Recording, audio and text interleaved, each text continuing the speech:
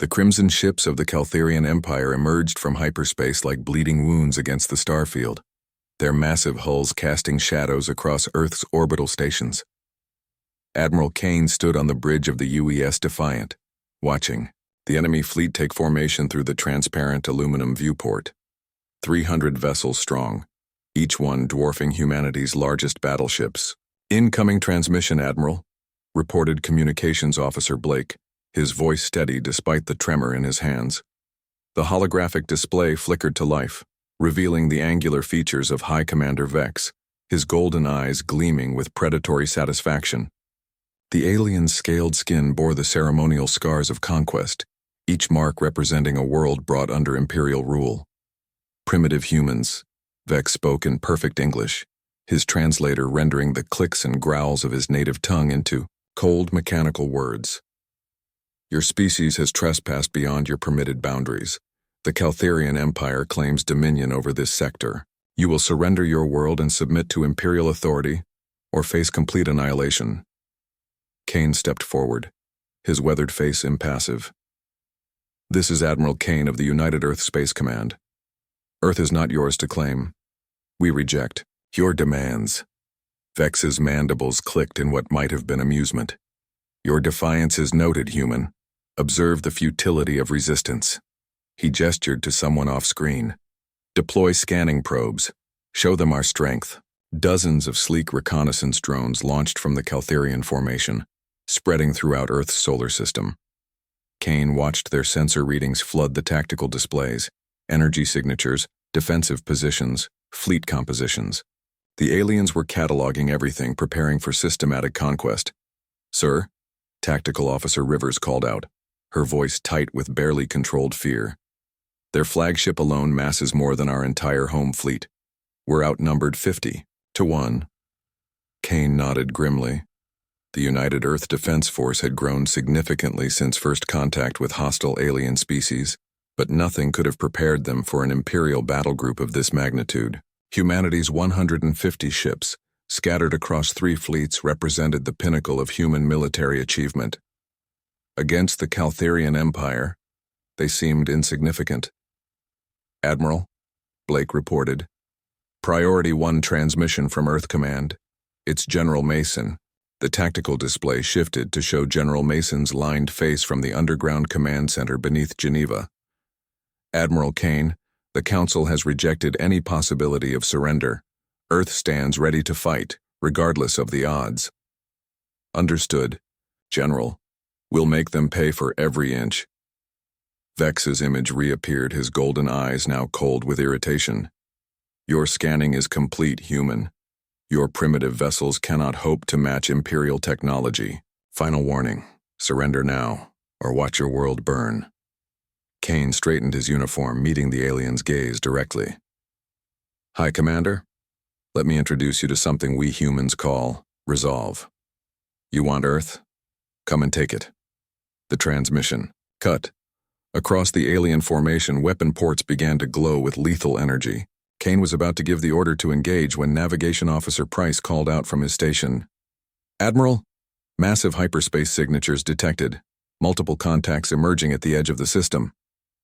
The main display shifted to show the outer system, where space itself seemed to tear open in brilliant flashes of exotic energy. Ships began emerging, not the white and blue of the Earth Defense Force, but vessels of pure black that seemed to absorb light itself. "What the hell?" Rivers whispered. The black ships kept coming, first dozens, then hundreds, then thousands. Each vessel bore the angular, predatory lines of advanced human engineering, but their technology appeared decades beyond anything in the regular fleet. Their hulls rippled with energy fields that bent light around them, making them difficult to track visually. "This is Admiral Cross of the Black Fleet," came a new voice over the communications array, calm and measured. "All Earth Defense Force vessels, maintain defensive positions around the homeworld. We'll handle the Imperial fleet." Kane had heard whispers of the Black Fleet in classified briefings, a shadow organization that operated beyond normal military channels, developing weapons and technologies too dangerous for conventional use. Most officers believed them to be a myth, a ghost story told in military academies. The Black Fleet moved with inhuman precision, their formations flowing like liquid darkness through space.